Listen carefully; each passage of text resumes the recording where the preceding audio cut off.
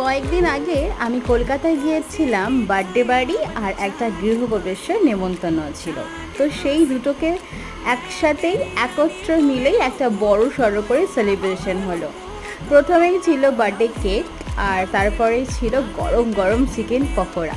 তার সাথে কফিও ছিল, বাট আমি কফি খাইনি, অনেক রাত্রি হয়ে গিয়েছিল। আমি এখানে ভাত আলু ভাজা নিয়েছি।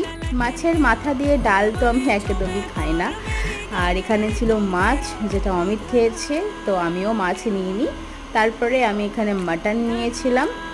মাটন আমারও ভীষণ ভালো লাগে, তো মাটনটা দিয়েই ভাতটা খেয়েছিলাম।